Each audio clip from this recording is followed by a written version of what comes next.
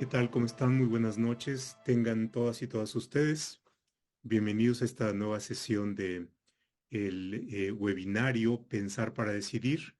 Y en esta ocasión, con motivo del tema más general de Pensar para Decidir, tenemos un espacio particularmente no solamente valioso, sino también emotivamente sensible y se debe a un libro de muy reciente publicación de Javier Martín Reyes, a quien tenemos acá con nosotros. Javier, muchas gracias por aceptar presentar tu libro en este webinario, que es este que tengo aquí enfrente y que tiene que ver con el diálogo que establece Javier con motivo de su tesis doctoral con la obra de Robert Alexi y con un título que desde el inicio plantea ya el sentido del mismo, es ir más allá de Alexi, ¿no? Y eso significa varios pasos previos. Por una parte, por supuesto, conocer a Alexi, dialogar con su obra, pero también llevar a cabo una función de digestión de la obra. Me refiero, por supuesto, a una digestión em, del pensamiento, del intelecto y mirar más allá. Por supuesto, y eso también implica un reconocimiento, lo hace a partir de ubicarse en los hombros de Alexi y tener una vista que implica ir más allá. Y haciendo honor a esta referencia de el diálogo con la obra, creo, de Alexi, y creo que también es importante llevar a cabo el diálogo con la obra de Javier Martín.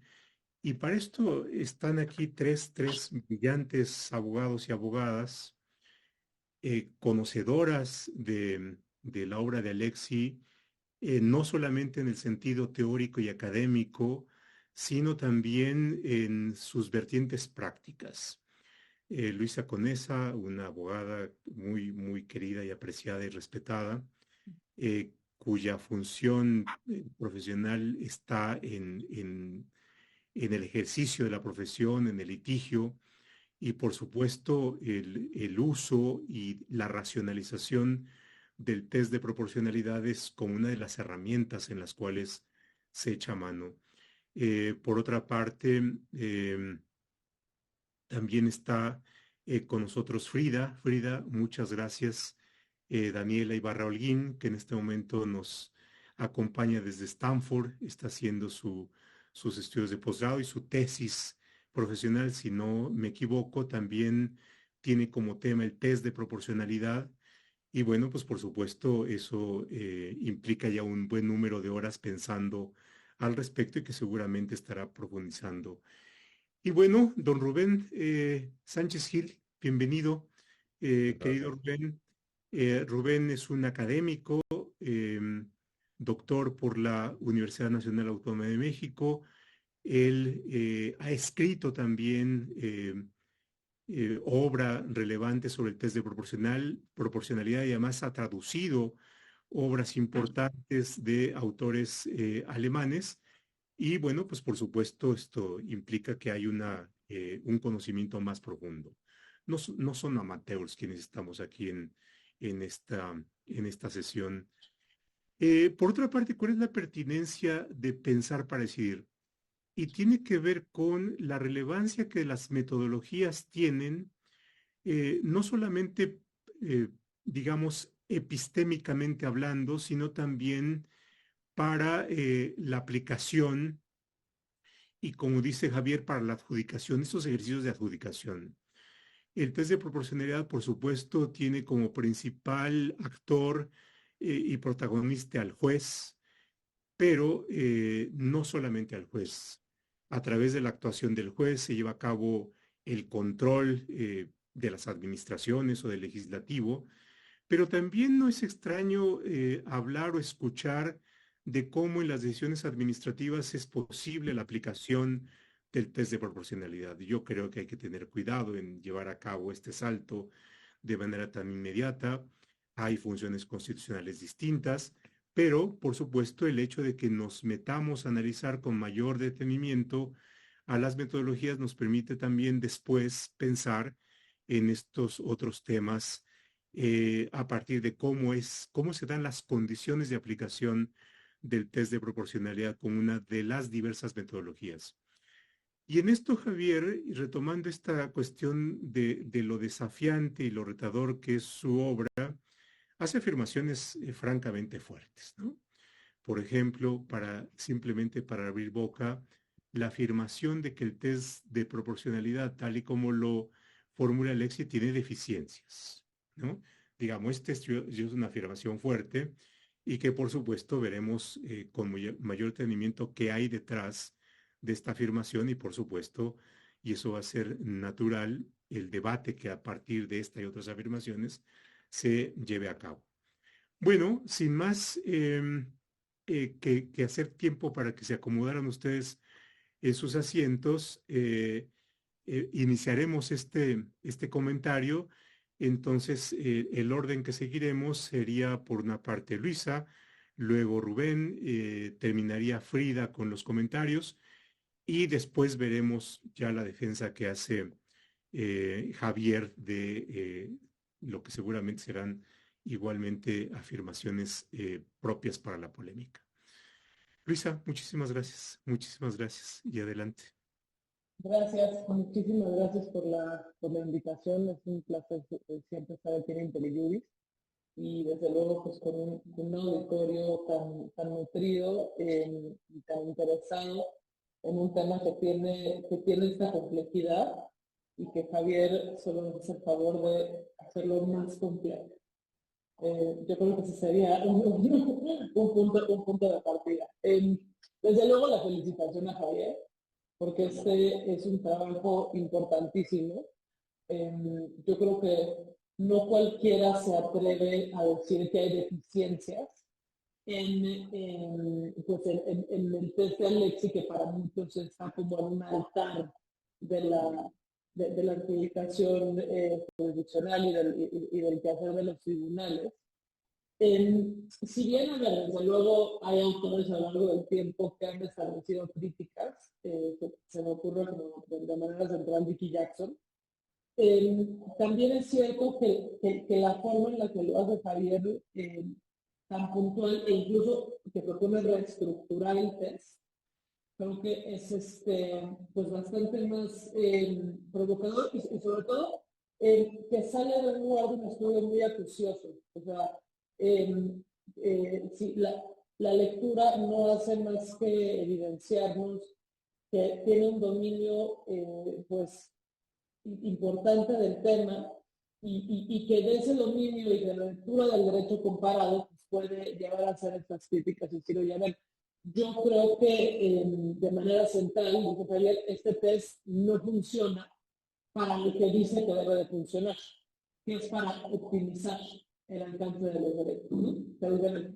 si los principios son mandatos de optimización, este test no nos está sirviendo para optimizarlos, sino para buscar opciones menos lesivas, menos restrictivas, que se hablan más en términos de costo-beneficio que en clave de optimizar. Y yo creo que esa es una pues, primer gran entrada a la situación y decir, a ver, ¿qué es lo que buscamos cuando adjudicamos derecho? Y entonces, si buscamos esto, vamos a cuestionarnos si esta, que es la forma de rigor para hablar de la colisión entre principios, es la forma adecuada de hacerlo.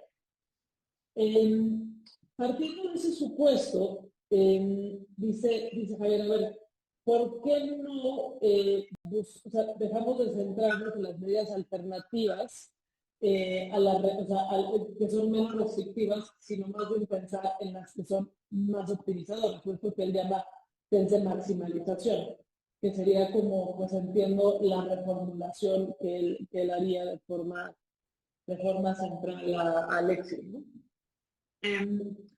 A ver, en esta parte me gustaría detenerme porque creo que hay una pregunta importante que por lo menos de mi lectura no la advertí. Desde luego, si Javier me hubiera mandado el libro antes, lo hubiera podido leer con más cuidado. pero la lectura no la metí con esa intensidad, que es un poco el tema de división de poderes. A ver, cuando a mí me tocó estar en la corte entre 2004 y 2007, que fue cuando se empezó a implementar el test en México, ¿no? Que a partir un poco de, de este lugar nutrido del derecho comparado, en el cual empieza a haber este diálogo de tribunales y de forma muy específica entre el tribunal mexicano y el colombiano. Se hace lo que yo en un paper denominé la tropicalización del test de proporcionalidad, que me valió una nota al pie en el libro de Javier, te lo agradezco. Entonces, en este libro, pues la tropicalización de lo que habla es de cómo se conjuntan las gradas del test, las intensidades del test norteamericano, más el test de proporcionalidad mexicano, bueno, más bien europeo. En Colombia se hace como que esta pues, tropicalización y luego se lleva a México con nuestras particularidades, ¿no? Y lo que en ese momento se enfatizó mucho, porque este test se empezó. Ay, ¿se escucha mal mi sonido? Que igual me lo estoy escribiendo aquí. Si no me quito los audífonos. Puede ser. A ver, se los voy a. Igual me los quito. ¿Mejor? ¿Ahí mejor? Va, perfecto, buenísimo. Sí, mejor. Perfecto, si escuchan animales, pues lo siento. En fin, entonces el tema es que se trae este test ya tropicalizado a México y entonces se adopta con nuestras características, ¿no? Y uno de los temas centrales sí es cómo la Constitución traza estas líneas de qué le toca al Tribunal Constitucional y qué le toca a la administración pública, particularmente en términos de policy, y cómo eso demanda la intensidad del análisis, ¿no? Y eso es precisamente lo que te lleva a que en el texto ordinario, pues no busques si hay medidas más adecuadas, o sea que digamos que no le toque al juez, por ejemplo, cuando se pregunta en idoneidad, ver todo el abanico de posibilidades y que el juez escoja la que estime que de cara a él es la mejor. Porque precisamente en un litigio eso es muy complicado. O sea, uno es muy complicado porque pues te abre un abanico que podría ser infinito. Y dos, pues no es la chamba que le toca al juez, ¿no? Y entonces creo que eso ha sido algo que ha funcionado más o menos adecuadamente como una guía de qué tanto te tienes que mover para buscar soluciones alternativas. Y entonces me parece que el tema de la optimización o de la maximalidad podría llegar a ser complicado desde ese lugar. Y particularmente en los momentos en los que estamos ahora, ¿no? Creo que los tribunales constitucionales no estaban en la práctica de justificar su existencia hasta hace pues más o menos 10, 15 años, ¿no? Y en este fenómeno global que se denomina pues el democratic backsliding, pues uno de los grandes, no quiero decir perdedores, pero bueno, uno de los grandes focos y los grandes actores han sido los tribunales constitucionales, que empieza a ver esta pregunta cada vez más potente de ¿y tú por qué? ¿Y tú por qué? Y, o sea, y resurge la gran pregunta sobre el argumento contramayoritario. Entonces, en esta medida, o sea, yo veo que, claro, los derechos, o sea, bueno, los principios tienen que ser mandatos de optimización, ¿no? Y esto, pues bueno, desde luego en el sistema interamericano es, de cara al principio de progresividad y no regresividad, pues es una piedra angular, ¿no? Siempre en la medida de todas tus posibilidades, que vayas avanzando, y esto, pues desde luego implica que hagas más. Pero cómo eso se decante de cara al juez en adjudicación, en controversias, eso es a mí lo que creo que me generó duda respecto del planteamiento tan interesante que hace Javier. que creo que, bueno, pues desde luego habría que profundizar. Y otras cosas, pues bueno, muy relevantes y muy provocadoras es que Javier de entrada pues corta de tajo con esas estructuras que seguramente a muchos nos daban paz, que era distinguir entre reglas y principios. Dice, bueno, es que ya de repente ni siquiera nos queda claro cuándo hay una regla y cuándo hay un principio. Yo creo que eso también es una afirmación muy provocadora que me encantaría sobre la cual pueda profundizar.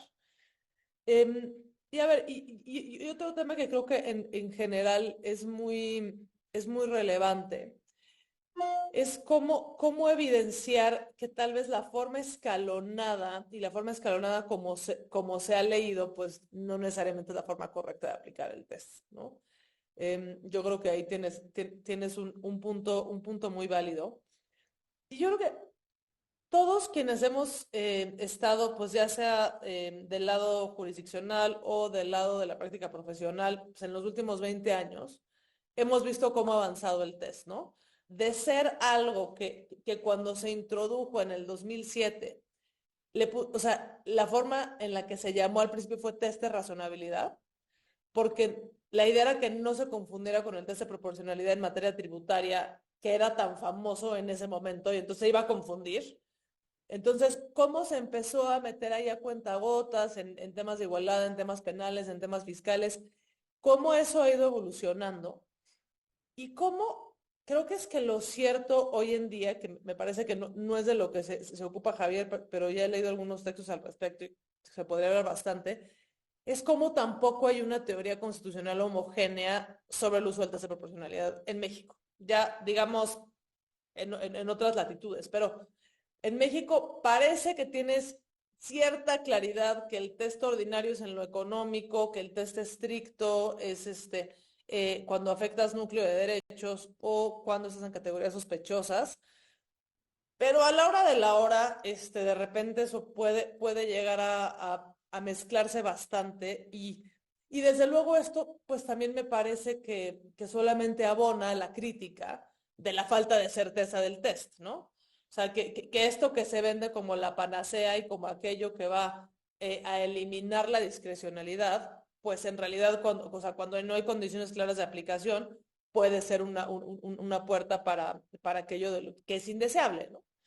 Y yo creo que ya por último, me gustaría hablar de un ejemplo de cómo creo que hay mucha área de oportunidad de cómo se aplica en México, que creo que se podría beneficiar en ese sentido mucho de la tesis de Javier.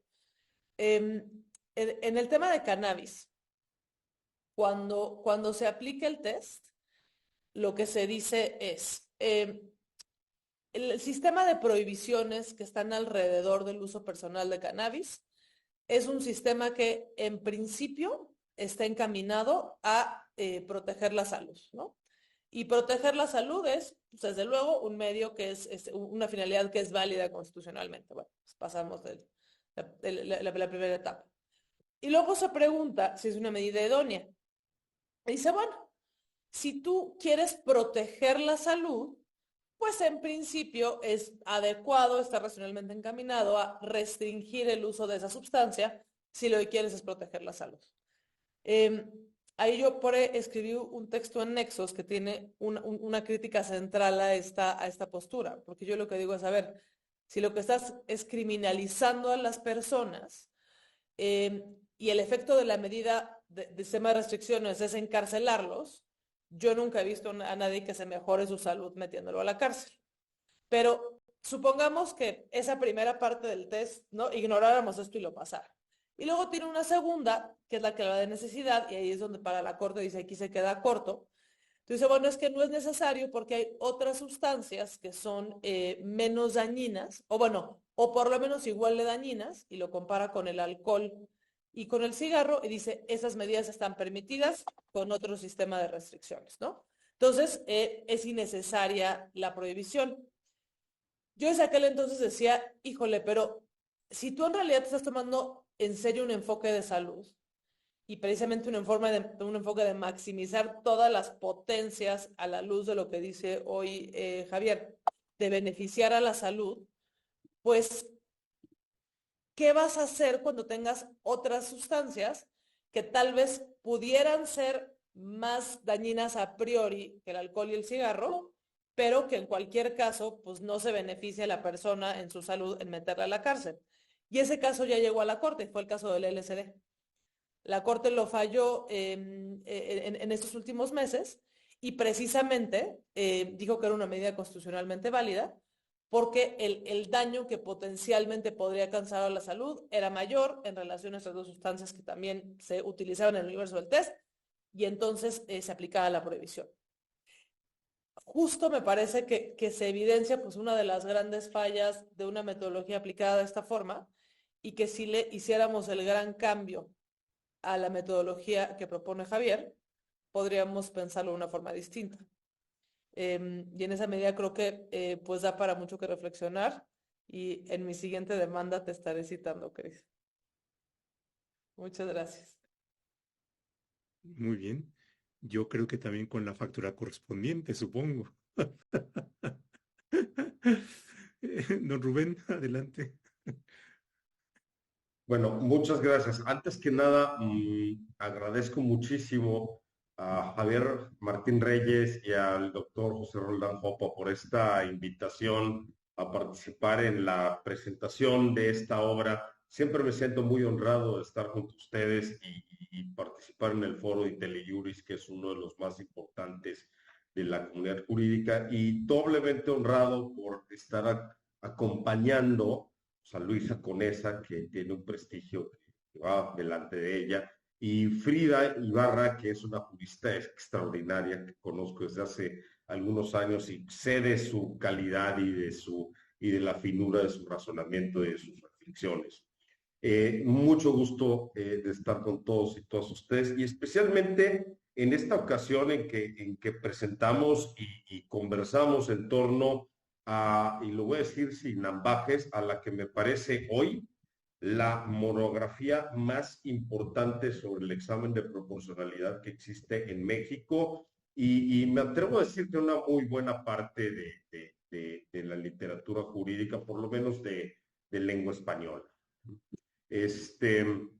Estamos ante una obra que muestra un pensamiento jurídico maduro, consolidado, con una reflexión, ya lo dijo Luis hace un momento, acuciosa. Ese es justo el adjetivo que yo pensaba al pasar las páginas de este libro. Es precisamente esta aguda reflexión y este agudo análisis de una metodología sumamente compleja, como ya dijo Luisa, ¿no? Y que se caracteriza por eso, y cuya complejidad es cada vez que le doy más vueltas de tuerca, pues insondable, porque lo que el año pasado desmenuzamos, hoy resulta que lo podemos desmenuzar muchas veces más, y es un poco como el átomo, ¿no? Resulta que el átomo pensábamos que se dividía pues en tres pequeñas partículas, y no, que estas tienen unas partículas más pequeñas aún, y vayan ustedes a saber qué complejidades más se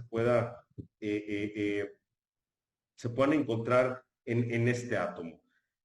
Siempre he pensado, bueno, no siempre he pensado, de unos años para acá, particularmente influido por el pensamiento complejo de Edgar Morin, siempre he pensado que el test de proporcionalidad es una muestra de la complejidad del mundo.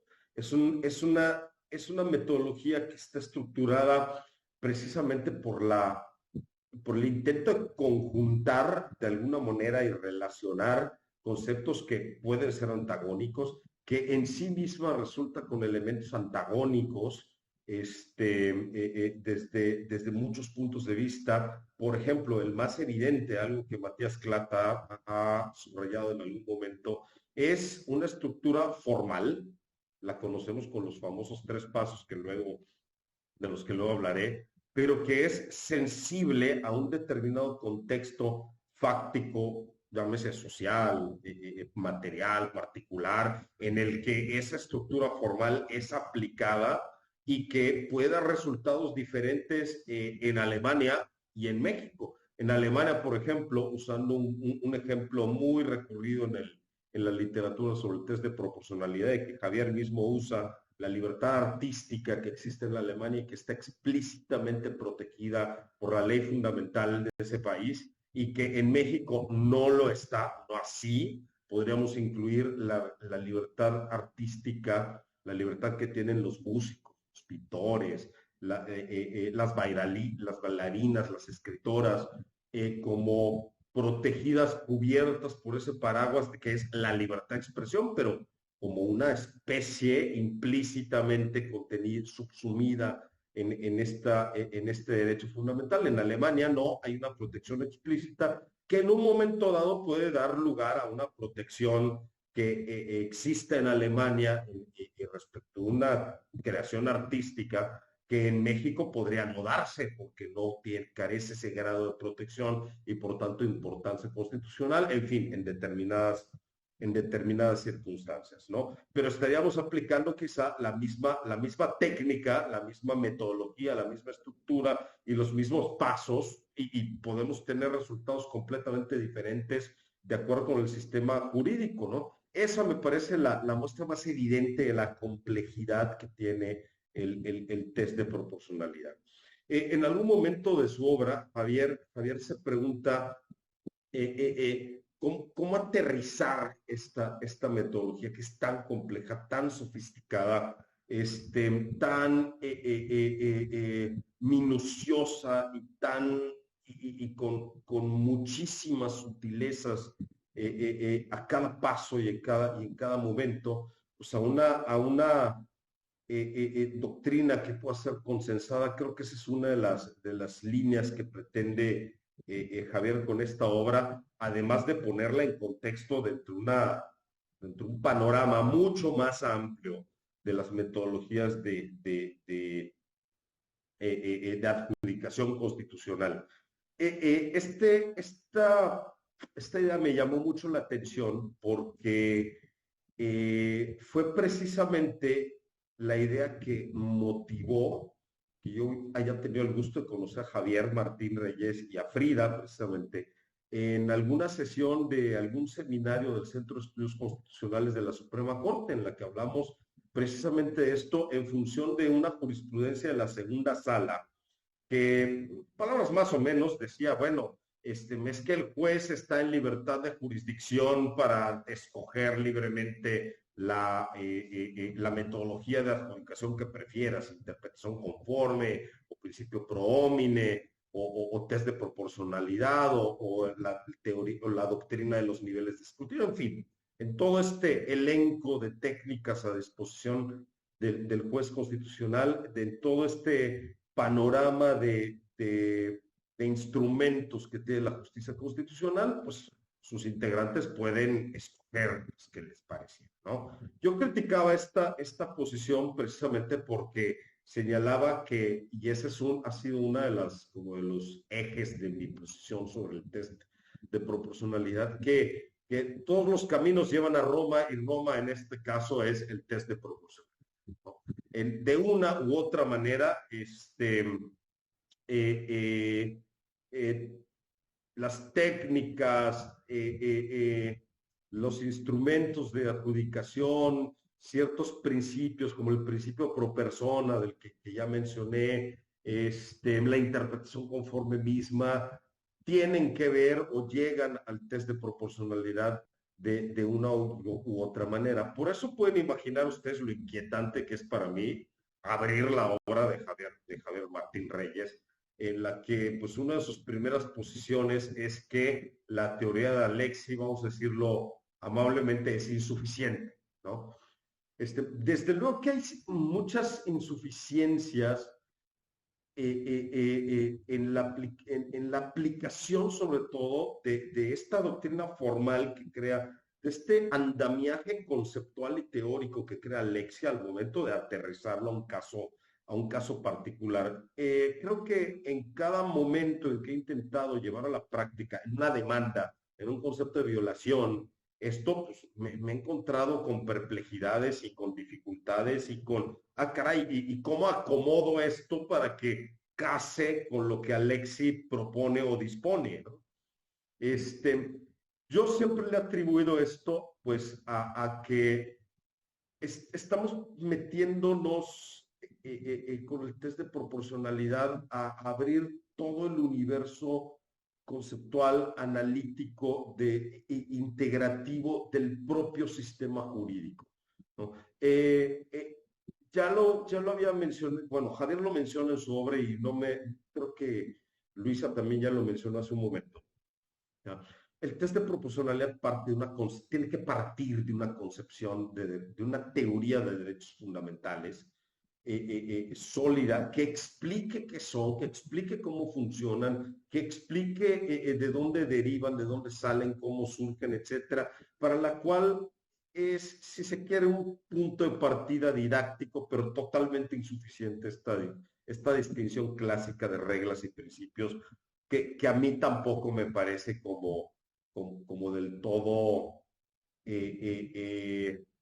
como la panacea o la piedra angular sobre la que deberíamos de fundar nuestra concepción de los derechos fundamentales. Creo que nos hace falta pensar mucho más allá, y mientras no tengamos una teoría constitucional mucho más clara y mucho más precisa, la verdad es que vamos a tener muy poco éxito implementando el test de proporcionalidad y en general la metodología que ustedes quieran. Por ejemplo, la doctrina del escrutinio, de los grados de escrutinio judicial a la que ha aludido Luis hace un momento y que Javier compara con el test de proporcionalidad de una manera magistral y muy acuciosa. Yo siempre he pensado, lo voy a decir en los términos que lo he dicho siempre, que esta doctrina norteamericana es un test de proporcionalidad chafa, ¿no? Porque le faltan muchos de los aspectos que tiene la teoría del test de proporcionalidad y que también está influida por esta deferencia judicial que los norteamericanos siempre han tenido en virtud, pues, las disputas sobre la legitimidad de la judicial review en Estados Unidos, ¿no? Y que no es nada nueva, que tiene muchísimas décadas y que tienen toda una serie de técnicas y una concepción con tal de evadir cuestiones constitucionales o tratar de que, bueno, cuando lo quieren hacer así, ¿no? En este sentido, el texto de Javier es inquietante porque sí desafía muchas de las posiciones y desafía esta idolatría que puede ser que exista en ciertos ámbitos académicos, en algunos ámbitos judiciales, sobre el test de proporcionalidad. Eso me parece correcto, me parece bien. Para eso es la ciencia, precisamente para derrocar los ídolos que haya que derrocar, desafiar las posiciones imperantes y crear una discusión en torno a ellas, de la cual o saldrán fortalecidos o se verá sus debilidades y la precariedad que puedan tener, y de esa manera pues avanza nuestro conocimiento. Al respecto, yo creo que nos hace falta considerar mucho en torno al test de proporcionalidad y especialmente reflexionar en su aplicación a las peculiaridades del sistema mexicano. Javier menciona en algún momento las dificultades que tiene el test en el control abstracto de constitucionalidad, en la acción de inconstitucionalidad. Es cierto, es uno de los casos problemáticos, igual la proporcionalidad penal. Podríamos tener otro seminario sobre ese punto, pero no me meteré más a ese tema. A mí en lo particular me ha causado mucha inquietud intelectual cómo hacer un test de proporcionalidad en relación con la libertad de expresión, y partamos de esta idea de la existencia si hacemos caso a Sonstein, de la existencia de dos, y a la Suprema Corte, claro, de dos tipos de discurso, un discurso valioso que se vincula con la democracia y otro que no, con el que, por ejemplo, pues, se relaciona la publicidad comercial, ¿no? Entonces, ¿cómo valoramos esto? Tenemos dos tipos de libertad de expresión. Hay una libertad de expresión menos valiosa a efecto de la fórmula del peso de Alexi, o valoramos estos diferentes grados como diferentes intensidades en la afectación. ¿Cómo introducir o acomodar nuestras categorías, nuestros problemas en esta estructura formal del test de proporcionalidad, que tendrá que ajustarse a una teoría general que no conforma solamente a Alexis, sino aquí está también Aaron Barak en la conformación de esta teoría, si queremos o consideramos que se trata de un concepto teórico general y por ende pretendidamente aplicable de modo universal, ¿no? Creo que nos hace falta pensar más en la aplicación concreta del test de proporcionalidad. Creo que la obra de Javier plantea muchas preguntas desafiantes, inquietantes, pero que hacen entrar a escena muchos de los problemas del test, en los cuales hay que reflexionar respecto a la estructura del mismo, y que nos pueden ayudar a superar esos problemas en la práctica, no para que Alexi triunfe sobre las demás metodologías, sino para que precisamente logremos ese objetivo de de optimizar la eficacia de nuestros derechos fundamentales. Que aquí también viene un tema de concepciones y quizá de semántica.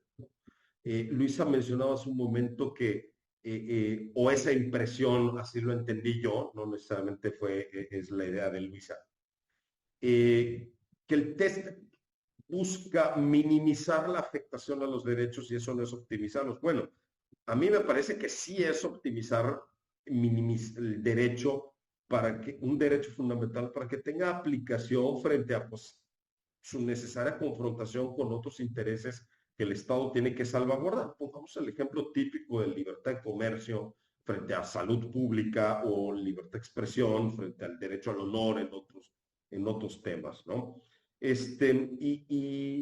Y bueno, para no tomarme más tiempo del que ya me he tomado,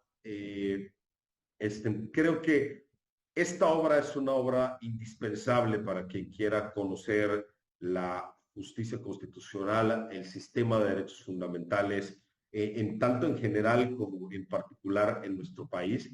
Es una obra desafiante, inquietante, ¿no? Que será preciso digerir, como ya mencionaba el profesor Roldán Hoppe, será preciso digerir. No es una lectura fácil.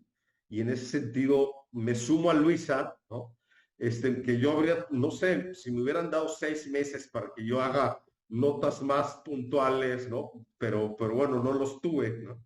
Esta primera lectura superficial y acelerada para estar en esta charla, me deja muchas inquietudes, me deja muchas preguntas y habrá que leerla y analizar y reflexionar muy detenidamente y pausadamente sobre las posiciones con las que Javier pues nos desafía, pero lo hace yo creo que con la mejor de las intenciones que nosotros y nosotras compartimos, que es tener una metodología que salvaguarde nuestros derechos fundamentales en serio, ¿no?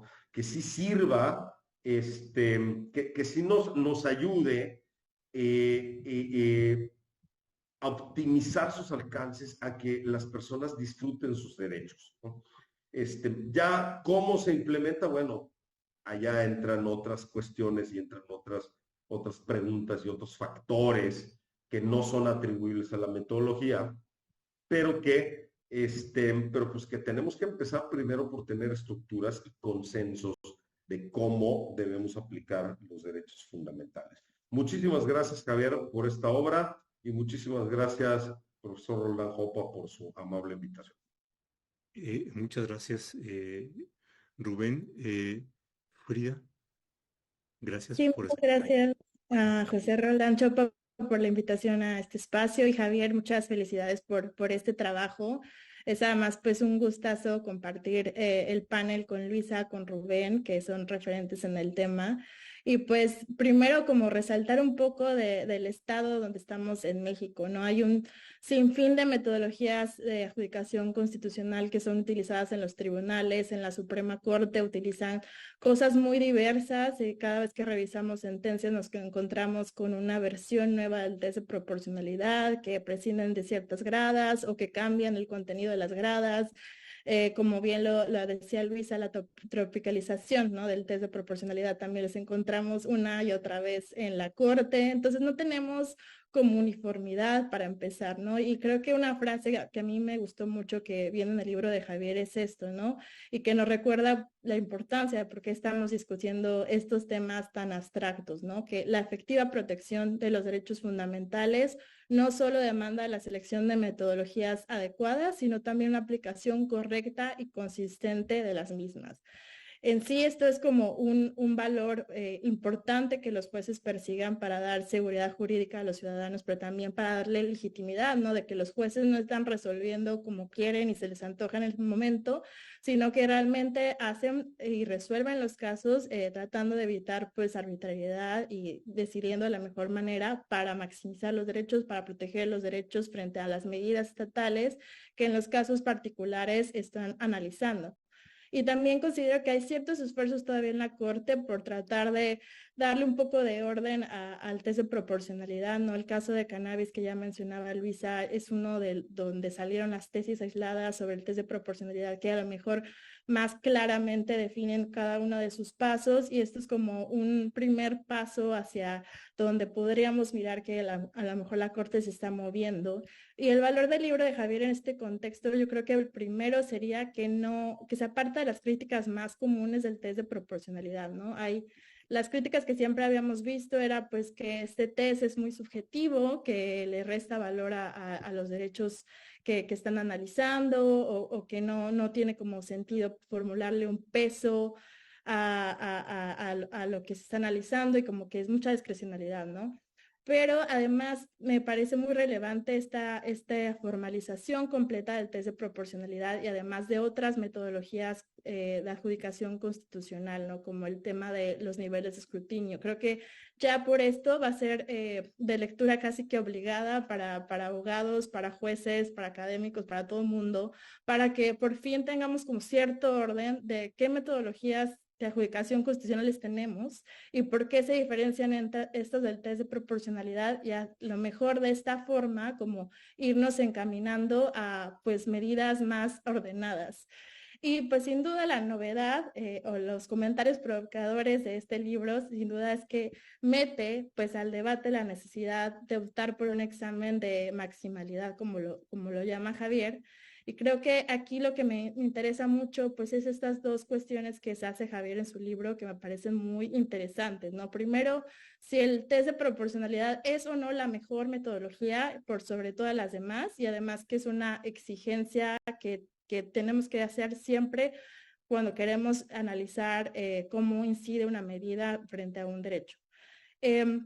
En este sentido, pues yo también como considero y estoy de acuerdo que no hay duda, ¿no? Que hay que hay distintos tipos de proporcionalidad, ¿no? Y muchas veces también vemos como en distintas sentencias se confunde la proporcionalidad en el sistema penal, en el sistema tributario, con la proporcionalidad en el sentido del test de proporcionalidad, ¿no? Y es primero muy relevante como saber esta distinción para saber cuándo entonces un test de proporcionalidad sí podría ser aplicado.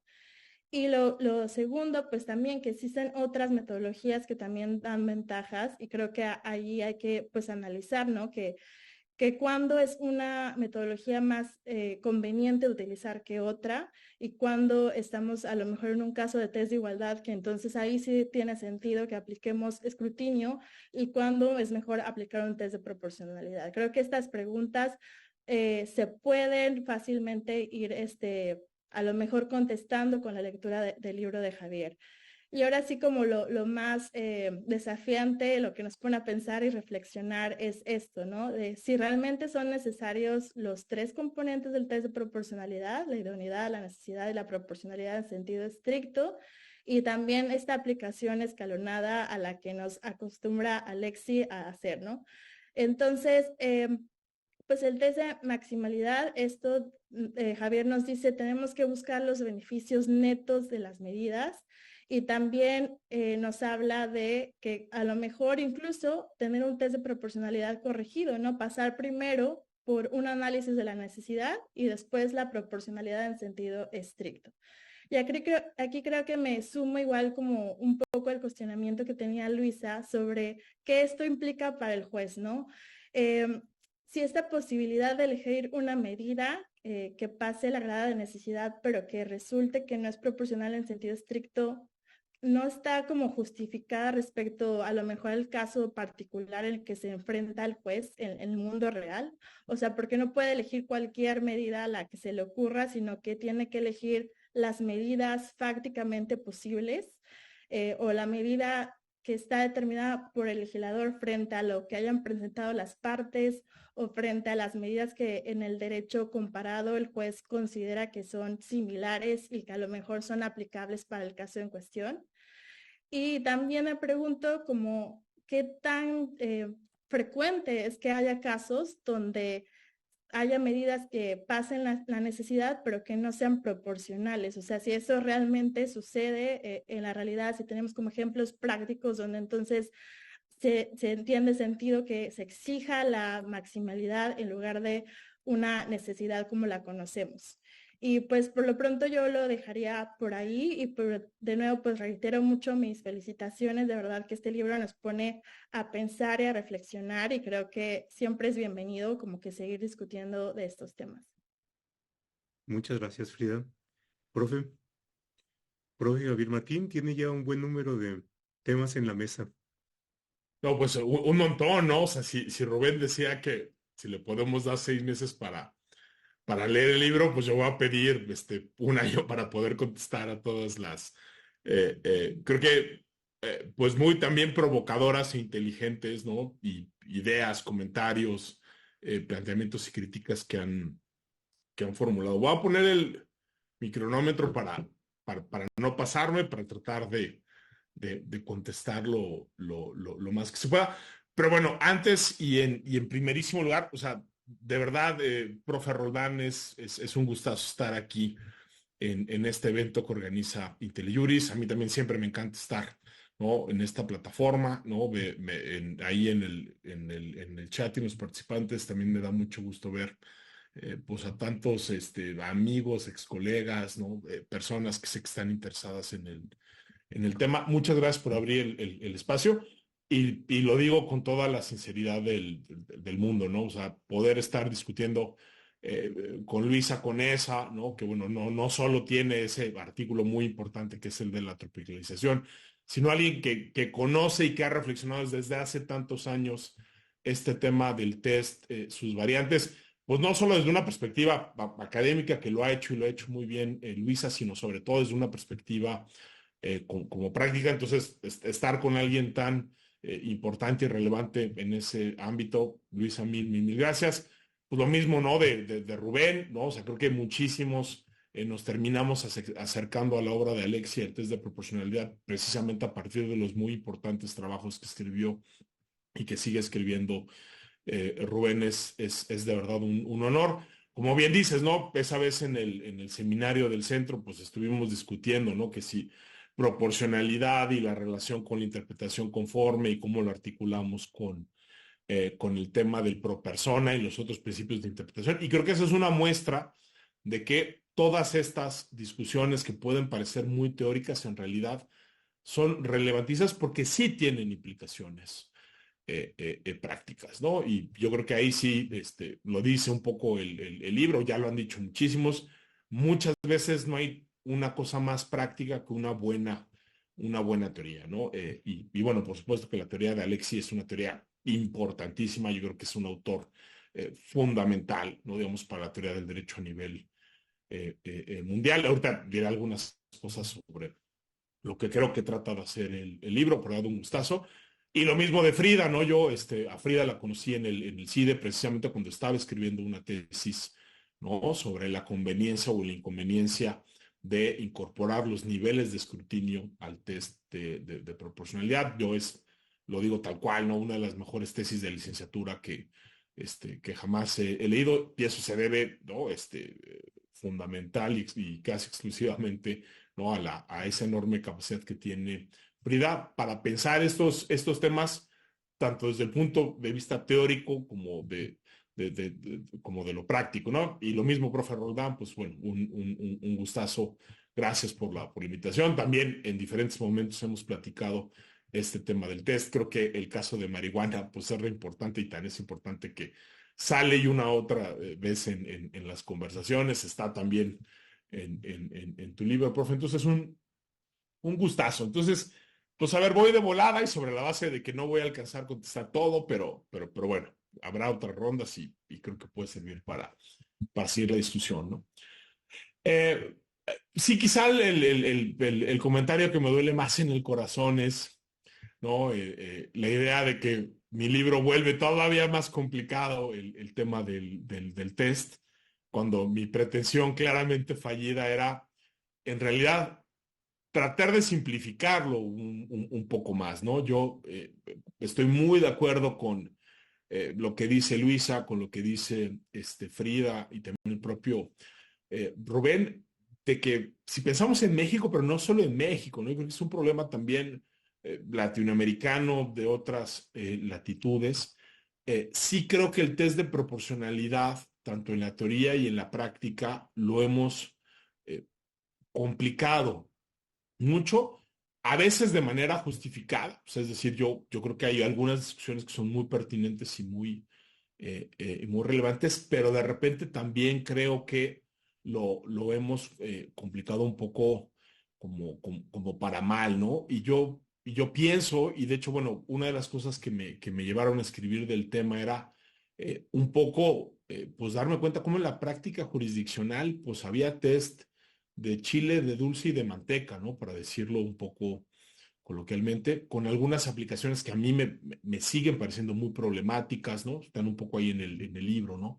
Utilizar el test para evaluar la proporcionalidad de una pena, ¿no? Esa relación que tiene que haber entre la gravedad del delito y la severidad de la pena, o en materia tributaria, cuando lo que comparamos es la capacidad contributiva que tiene una persona con los impuestos que tiene que pagar, ya sea el porcentaje o el monto. A mí me parece que de repente ahí, ¿no? Hay tesis de la Corte que terminan complicando más la cosa que resolviendo, que terminan haciendo aplicaciones. Entonces, bueno, no lo logré, pero trataré ahorita en estos comentarios tratar de resolver lo que el libro no logra, ¿no? A ver, yo creo que una primera cosa que a mí me gustaría decir es, y si no quedó claro en el libro, seguramente para la segunda edición habrá que ser más enfático, yo no estoy diciendo que necesariamente lo que yo llamo el test de maximalidad sea el mejor test, o que si Alexi ya propuso uno, de repente podemos replantearlo y sacar un test que sea como mejor, ¿no? Ahí creo que el planteamiento del libro, y lo que yo genuinamente creo, es que es un planteamiento condicional, ¿no? O sea, es decir, si nos tomamos en serio esa afirmación de Alexi, ¿no? De que la finalidad del principio de proporcionalidad y del test que él plantea es maximizar, ¿no? Los derechos fundamentales. Hay otra manera de entender la maximización o la optimización de los derechos fundamentales, que no solo es la de Alexi, ¿no? Y un poco si no mal recuerdo, es el primer capítulo el que termina diciendo, pues mira, si se dan cuenta, en realidad hay como 3 test que son, digamos, profundamente ponderativos, ¿no? Que tienen la proporcionalidad en sentido estricto, ¿no? En su corazón, pero que difieren en 2 dimensiones, ¿no? Hay unos test que son más deferentes con el legislador democrático, y creo que ahí todo el cuestionamiento, ¿no? de Luisa sobre división de poderes, de Rubén y de Frida, de qué tanto tienen que hacer los tribunales, ¿no? Y esa es una de las dimensiones del problema, qué tan deferente es el escrutinio. Y la otra es qué tanto proteges o maximizas derechos fundamentales, ¿no?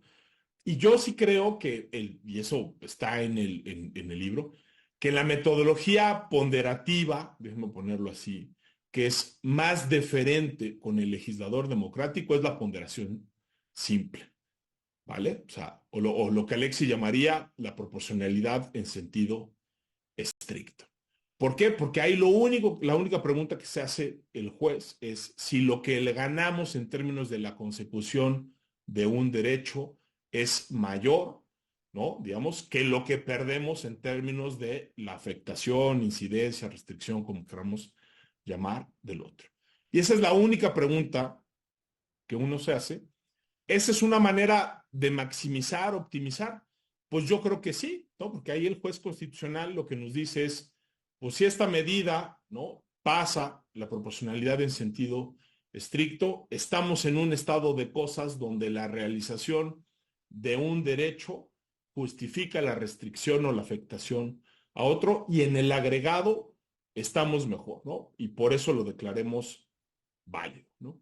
Si por el contrario vemos que las afectaciones son más grandes, ¿no?, que lo que ganamos en términos de la consecución de otro fin legítimo, pues hay que invalidar, porque estaríamos en un mejor estado de cosas sin esa medida que con esa medida, ¿no? Esa metodología, ¿no?, que yo llamo ponderación simple, pero que es la proporcionalidad en sentido estricto, ¿no?, de Alexi. De nuevo, creo que es muy diferente con el legislador, pero claro, sacrifica algo la garantía de los derechos, ¿no? Creo que en una posición intermedia está el test de Alexi, ¿vale? Porque por un lado hace esa pregunta sobre si lo que ganamos es mayor de lo que perdemos, es decir, la proporcionalidad en sentido estricto, y nos da un examen adicional que es el de necesidad. Y necesidad lo que tiene es que ya no solo analiza la medida que está siendo controvertida, sino que se pregunta sobre las alternativas, ¿cierto? Y yo sí creo que obviamente ahí hay enormes problemas sobre cuándo un juez o una jueza constitucional o un tribunal constitucional puede decidir válidamente que sí hay otras medidas alternativas, ¿no? Y ahí entra toda la discusión de si esas medidas ya tienen que estar en el ordenamiento jurídico, si podemos acudir al derecho comparado, porque claro, yo creo que en la medida en que se abre esa puerta a considerar las medidas alternativas, bueno, pues ahí el Tribunal Constitucional empieza a desarrollar otro tipo de facultades que eventualmente pueden tener pues una incidencia en esa decisión que tomó el legislador como democrático. Pero claro, el test de necesidad, y creo que lo dice el propio Alex y muchos autores, es una optimización que los autores llamarían una optimización de Pareto, ¿cierto? Donde lo que nos preguntamos es, a ver, ¿habrá alguna otra medida alternativa que sea igual o más idónea, ¿vale? Pero que sea al mismo tiempo menos restrictiva? Y ahí es donde decimos, bueno, si hay alguna medida que cumple con esas dos condiciones, va para atrás, ¿no? Y el test más exigente, que es lo que yo llamo maximalidad, pero podríamos llamar de muchas otras maneras, y de hecho, y el libro lo dice, ¿no?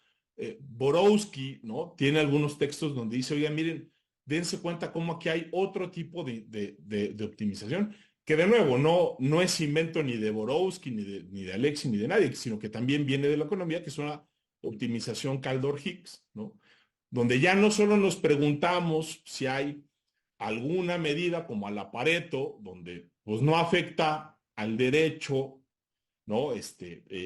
O mejor dicho, o donde no nos genera una afectación en términos del fin legítimo, pero sí nos genera un menor grado de afectación en términos de el derecho afectado, ¿no? Sino que la Kaldor-Hicks lo que nos dice es, vayamos a ver cuáles son los beneficios como netos, ¿no? Obviamente ese es un test mucho menos diferente con el legislativo. ¿Por qué? Porque la cantidad de medidas alternativas que potencialmente podrían cumplir, ¿no?, con esta optimización es mayor que en el caso de la optimización de Pareto.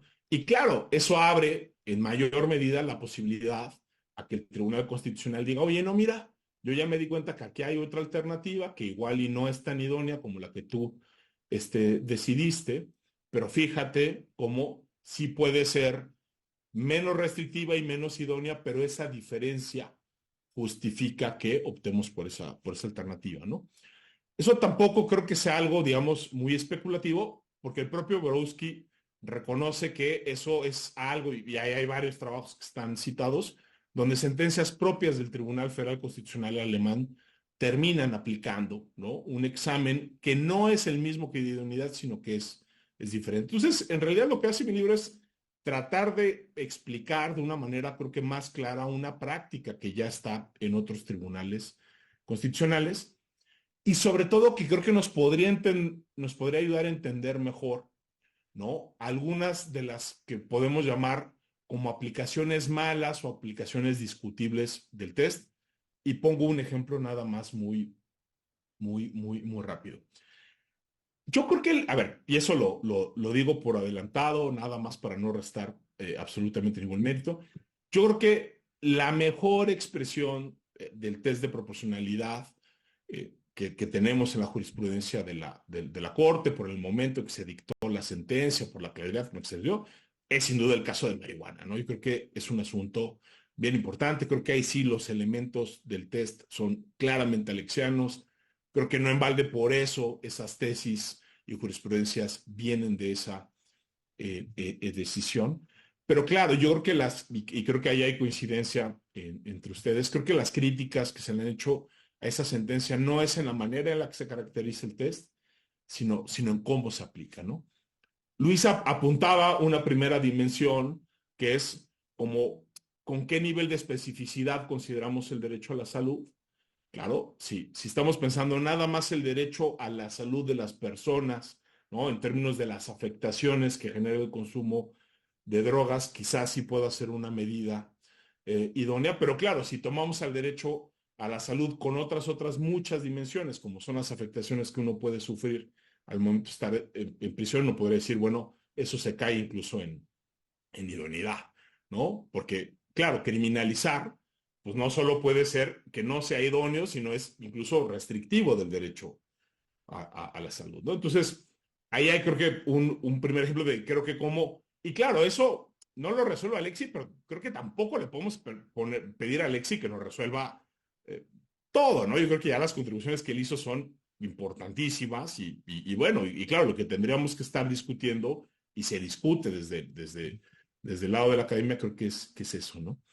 Pero yo tengo la impresión, y ahí quizá me distancio un poquito de lo que decía Luisa, yo tengo la impresión de que el gran problema de la sentencia de marihuana es el examen de necesidad, ¿no? O sea, yo creo que, aunque son preguntas empíricas, para mí es muy difícil decir, ¿no? Que digamos que lo que ganamos en términos de la restricción, del sistema de provisiones administrativas para obtener una licencia para consumir marihuana, ¿no? O sea, es decir, en términos de la salud, o sea, es lo que ganamos con el no consumo de cannabis con una prohibición, es igual de efectivo que una campaña de difusión o con prohibir el consumo de marihuana cuando uno está como manejando, ¿no?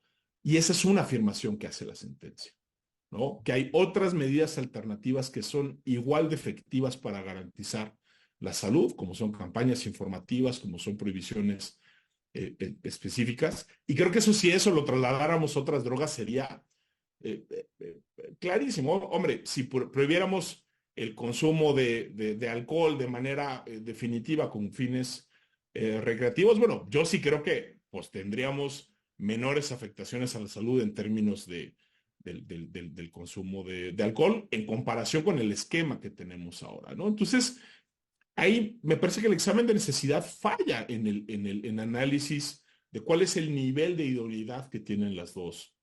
La medida analizada, que es la prohibición, y las alternativas, ¿no? ¿Es menos restrictivo? Bueno, pues por supuesto que sí, ¿no? Yo creo que ahí sí vamos a estar de acuerdo que pues, un esquema donde solo se prohíbe el consumo cuando uno está manejando o no se prohíbe el consumo, sino solo tenemos una campaña alternativa, es más efectiva. Y creo que como esos hay muchos ejemplos y por eso creo que en muchos tribunales terminan matando los asuntos en necesidad con asuntos que no, con análisis que no son particularmente finos, porque en realidad en el fondo en lo que se está pensando es como en algo que hace el Tribunal Constitucional alemán, a veces como en algo que el propio Borowski llama optimización Carl-Higgs o lo que yo llamo un test de maximalidad, ¿no? Que es aceptar que quizá hay otras medidas alternativas que quizá no son igual de efectivas para alcanzar el fin, pero que sí son ligeramente menos efectivas, déjenme ponerlo así, pero que en términos de restricción sí son muchísimo menos restrictivas que las otras. Bueno, ese tipo de examen creo que solo es compatible, de nuevo, con lo que yo llamo maximalidad, con lo que Borowski llama optimización, Caldor Higgs, con lo que hace el Tribunal Federal Alemán, ¿no? Pero bueno, yo lo dejaría hasta ahí. Hay muchísimas otras cosas y si hay más tiempo ahí le vamos siguiendo.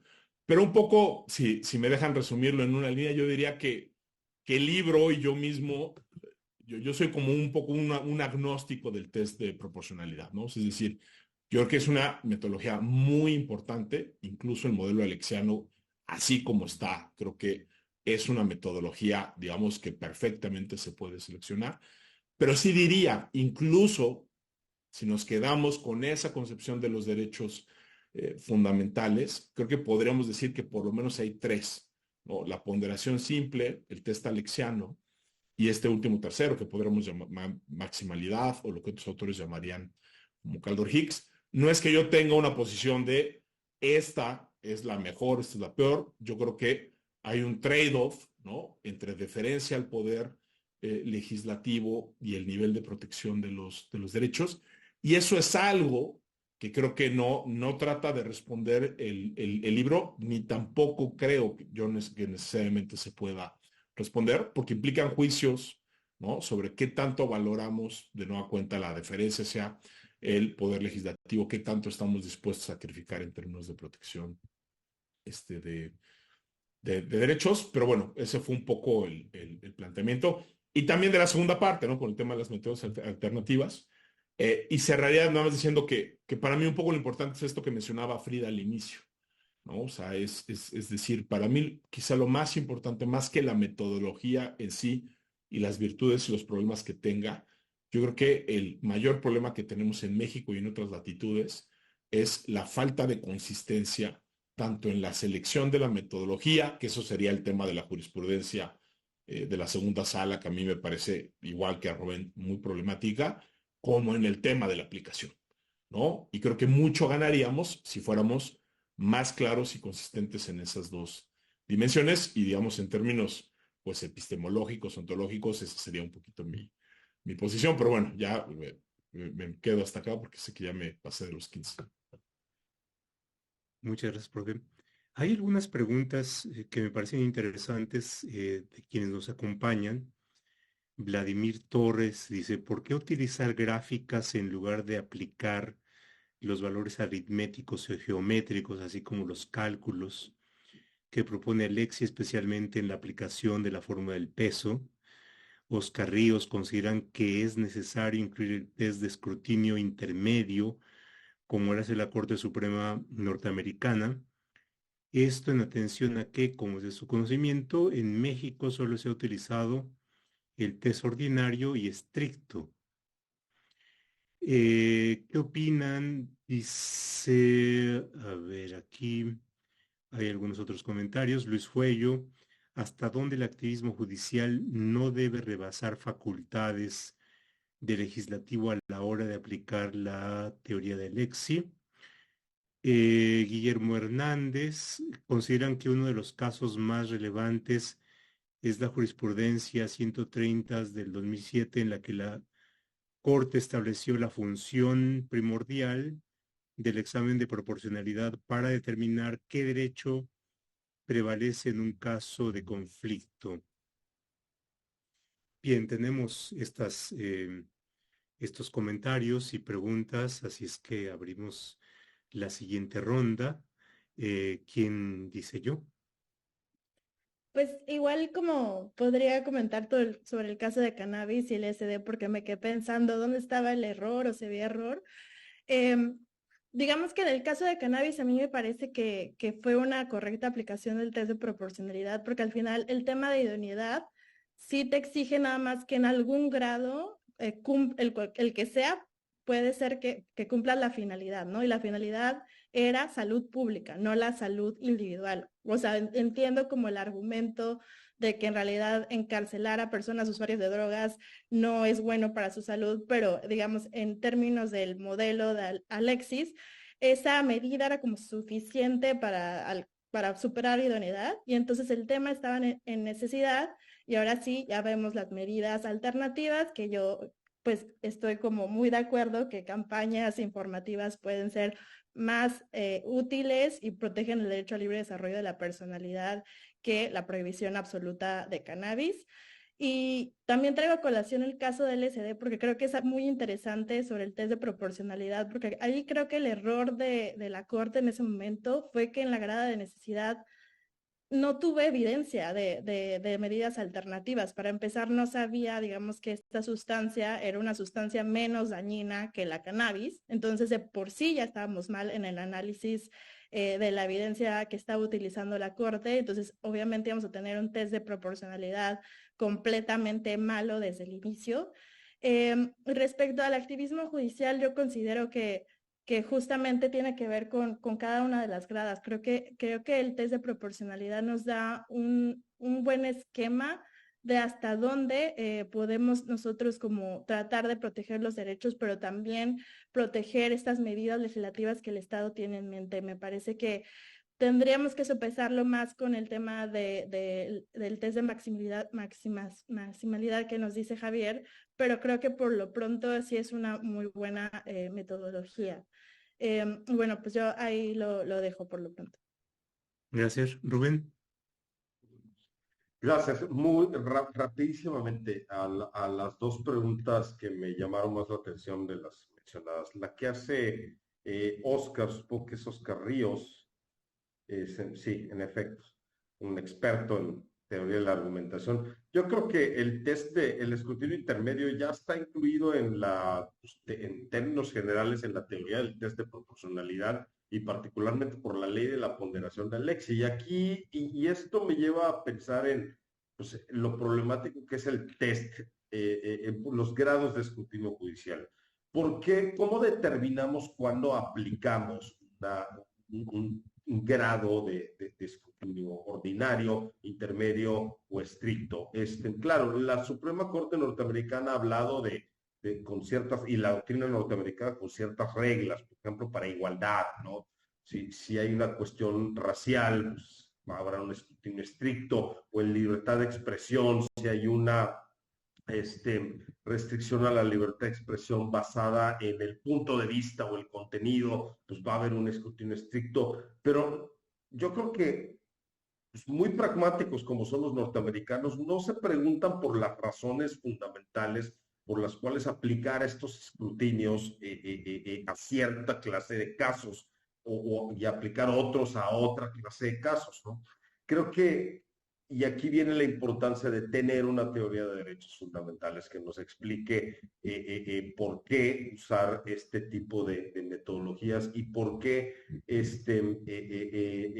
usar un grado de escrutinio. A esto responde muy bien, me parece, la ley de ponderación de Alexia, porque se basa en el valor que tiene el derecho fundamental que está siendo restringido y una exigencia pues, proporcional, correlativa a ese valor que tiene ese derecho fundamental en el sistema constitucional. Por ejemplo, en México, la Corte ha establecido que para categorías sospechosas, por ejemplo, cuestiones de género, cuando se distingue una persona a las personas por su género, aplica un escrutinio estricto y la necesidad imperiosa y no sé qué más, ¿no? El escrutinio estricto.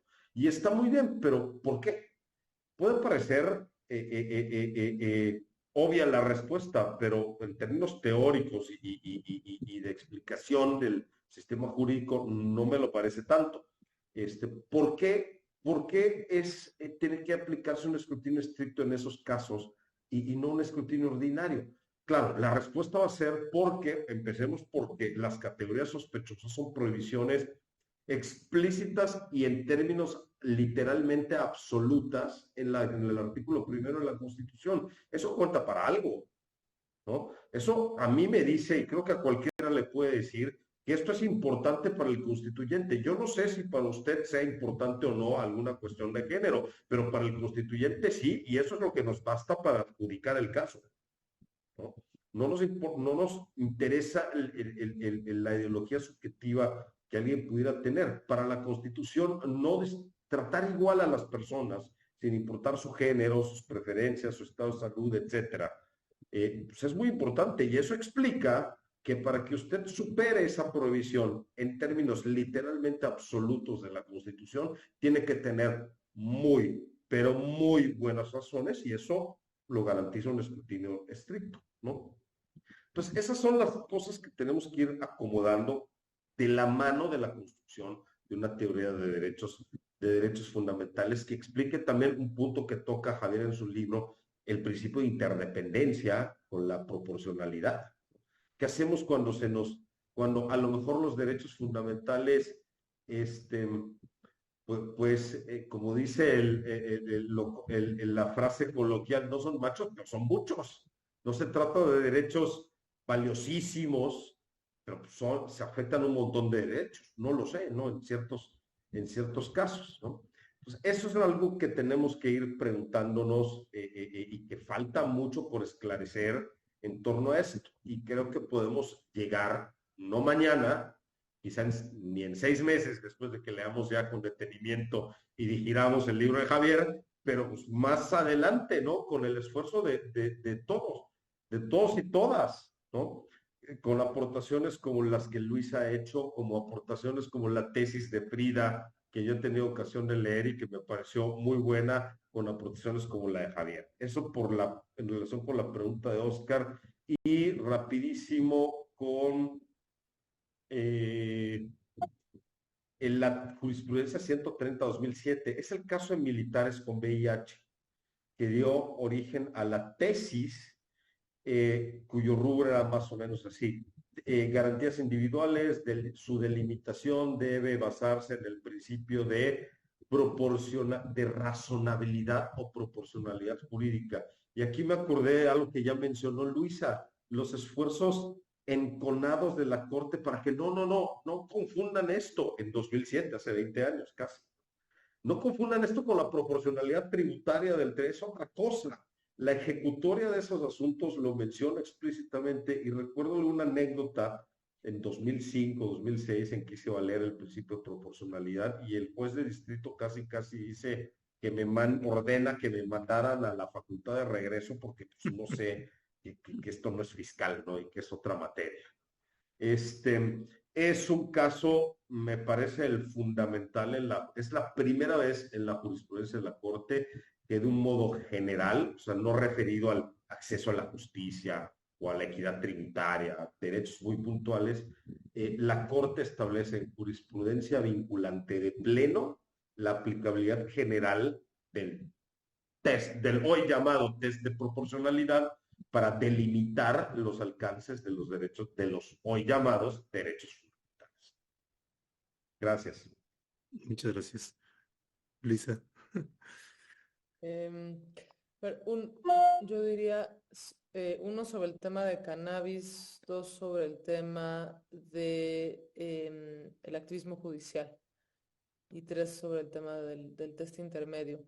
Sobre el tema de cannabis, yo sí soy muy insistente en que me parece que el enfoque, o sea, el test no está mal, Javier, o sea, el test está bien construido y tal, pero la manera en la que la sala lo baja a mí no me parece correcta, porque lo que sucede es que la Corte se tapa los ojos de un tema penal, lo asume como un tema administrativo, cuando en realidad es un tema penal, ¿no? O sea, como se dan estos casos es que estas personas hacen la solicitud a COFEPRIS de que les den una autorización para tener un club de cannabis y pues la COFEPRIS le dice, bueno, no te puedo autorizar porque hay un sistema de prohibiciones administrativas, no son administrativas, son penales, en la Ley General de Salud que me impiden habilitarte, ¿no? O sea, claro, pareciera como viene de COFEPRIS, pues que está vestido con algo administrativo, pero en realidad, pues está una autoridad dándote noticia de una serie de prohibiciones que son penales. Entonces, la gran problemática o sea, que pasa siempre con amparos en contra de normas penales que no han sido aplicadas, pues es justo como, o sea, la reticencia de la Corte para entrarle, ¿no? Si mañana salvo en temas de libertad de expresión, con el asunto de halconeo, donde la Corte dijo, bueno, como te generan el chilling effect a libertad de expresión, le entro sin que necesidad de que te lo apliquen. Aquí no le quiere entrar como si fuera penal y dice, bueno, pues le entro como si fuera administrativo. Tan no le quiere entrar como si fuera penal que los asuntos penales en los cuales se ha cuestionado la proporcionalidad de las penas de que me parece que son, híjole, es que es por 1000, o sea, es entre 5 gramos y 5 kilos de cannabis tienes la misma pena, y luego, ¿no? Y luego de ellas delincuencia organizada. O sea, como que toda esta pregunta de, pero ¿cómo eso va a ser proporcional? O sea, ya cuando la Corte lo ve en penal, ha negado los amparos. Entonces, yo lo que digo es, a ver, aquí le entramos de la manera que era plausible, porque así se generaron los actos de aplicación y te permiten cuestionarlo sin estar en la cárcel, qué padre. Pero lo cierto es que lo que te estás preguntando no es que me puedas habilitar. O sea, tan es un problema la habilitación que ahorita todos los amparos que se ejecutan en términos de cannabis, más allá de los que son que las personas tengan clubes y no los molesten, sino las que las personas puedan crecer CBD o incluso THC con menos de 1%, es muy problemático. O sea, porque justo estás hablando de prohibiciones penales, ¿no? Y entonces, a partir de, bueno, quito la prohibición y ahora cómo hago que la autoridad administrativa se habilite para darte un derecho. Pero eso, al punto al que va, es que no estás, o sea, terminas comparando peras con manzanas. O sea, dices, bueno, aquí hay un sistema de prohibiciones, que es la prohibición de la cannabis, vis a vis un sistema de restricciones, que es ¿cómo se llama? En alcohol o en cigarros, y entonces, pues cierto que pudieras tener un sistema de habilitaciones o de restricciones, y entonces esto es lo que no es necesario. Pero creo que el punto central de la pregunta, y de la pregunta que va al corazón del tema de la salud, es si se vale criminalizar a la gente por consumir sustancias, siempre y cuando no lleven a cabo otros delitos que sean cruentos. Para mí es el gran tema. O sea, y justo la crítica que en su momento a mí me pareció que iba a pasar con este test, pues es lo que pasa con el LSD. O sea, entonces, sí, solo si la Corte no tiene elementos para analizar otras medidas y volverte un perito en LSD o en cocaína o en lo que sea, solo así entonces pasaría el test. No. La pregunta más importante es, ¿está legitimado el Estado por meter a la gente a la cárcel? O sea, y esa es una medida necesaria. Entonces, yo creo que ahí se queda corte. Bueno, ya ven que soy muy apasionada sobre este tema. Entonces, esa una. Dos, el tema sobre el activismo judicial. Yo creo que la pregunta relevante es ¿qué entiendes por activismo judicial? Si utilizas la acepción desde un sentido neutro, solamente es, bueno, es una forma de argumentar que esté encaminada a garantizar derechos, bueno, pues entonces no es incompatible con el uso de proporcionalidad.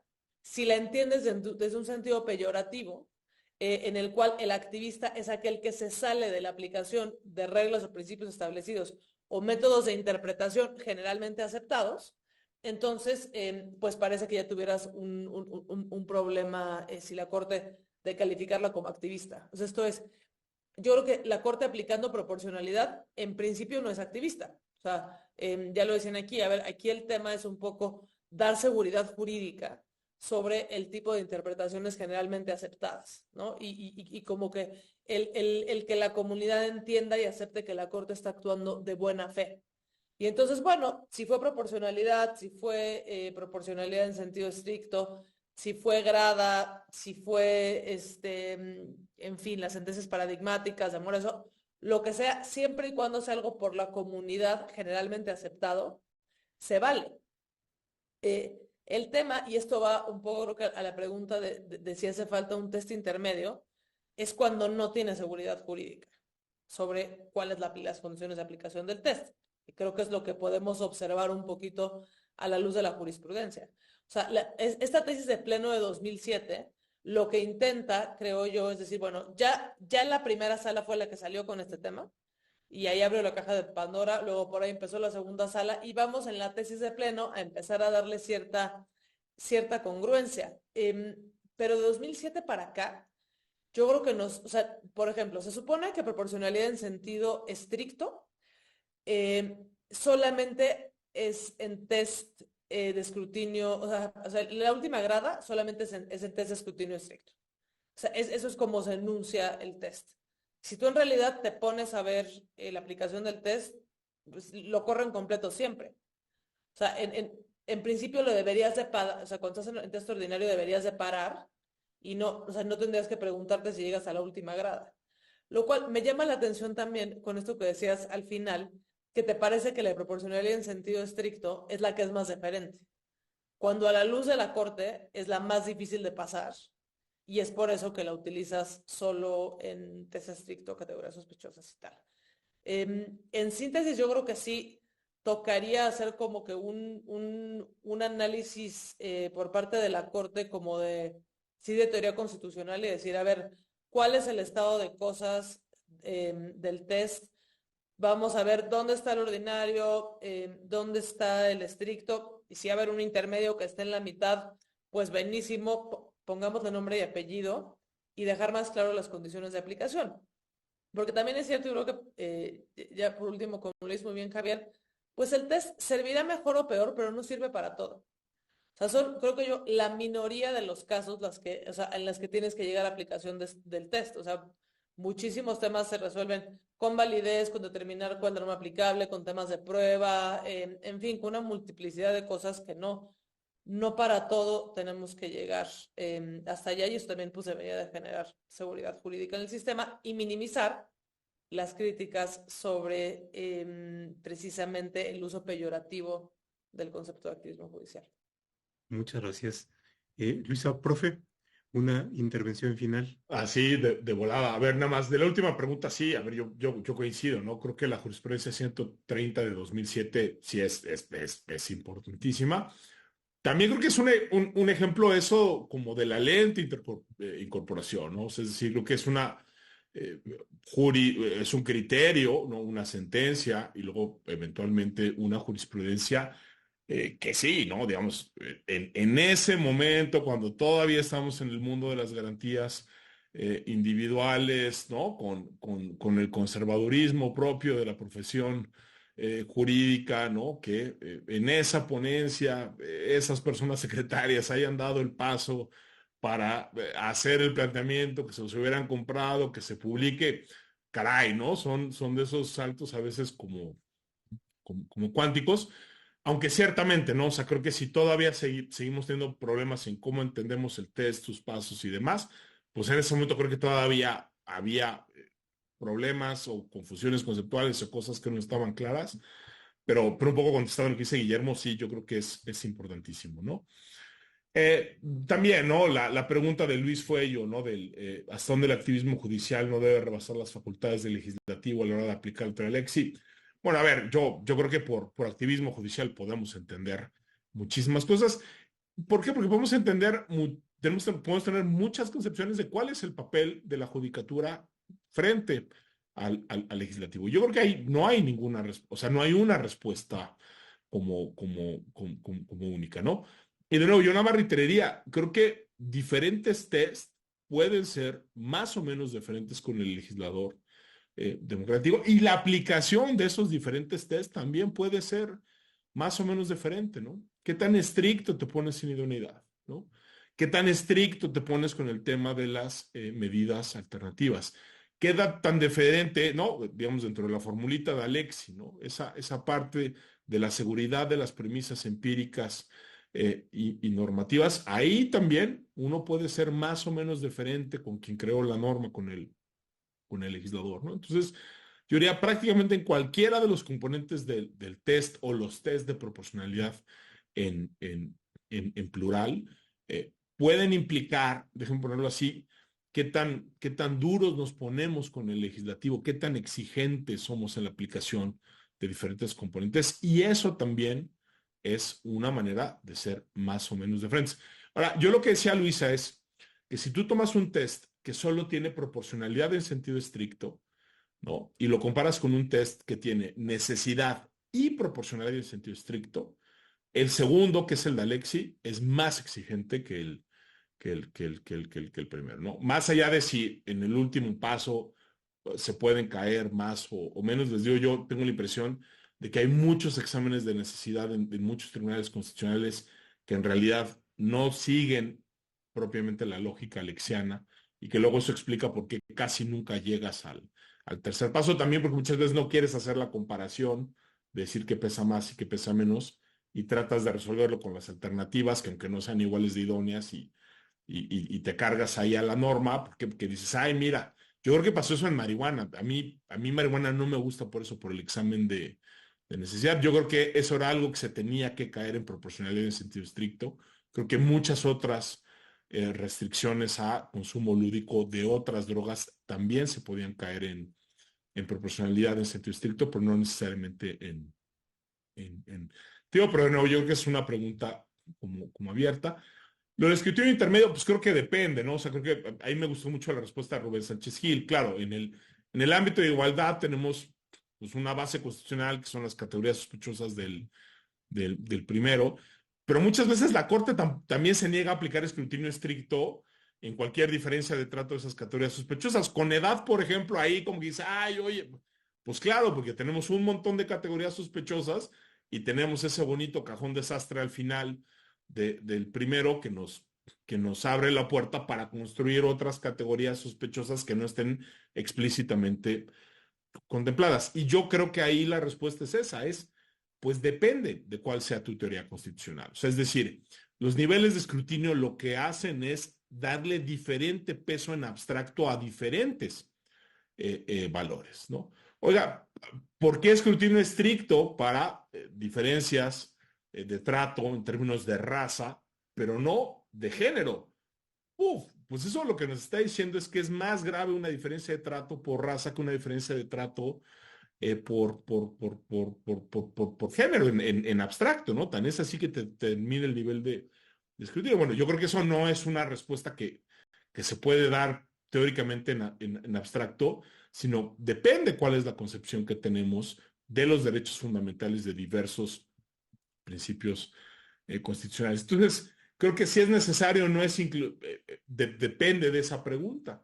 Queremos darle diferente peso abstracto a diferencias de trato, entonces quizás sí hace sentido tener escrutinio ordinario, intermedio y estricto, o tener ordinario y estricto. Pero eso es algo que creo que no nos va a responder la teoría del éxito, es algo que nos tendría que responder una teoría de la Constitución mexicana, y en particular una teoría de los derechos fundamentales en México o en otras partes, ¿no? Bueno, y la última, bueno, ¿por qué no? ¿Por qué grafiquitas? Porque según yo estaba más fácil explicarlo con grafiquitas, ¿no? No sé si sí o si no. Me ha tocado estar en otros espacios donde a veces les pongo un videíto de How I Met Your Mother, ¿no? Esta serie donde un personaje hace una cosa como muy parecida.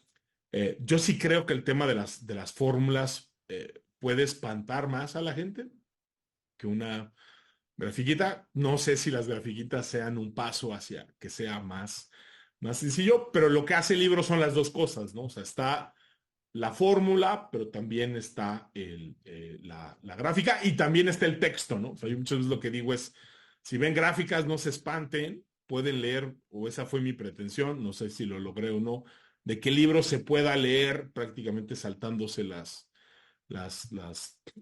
gráficas. Y lo que sí ciertamente no hago es discutir cuáles son los elementos de la fórmula del peso, ¿no?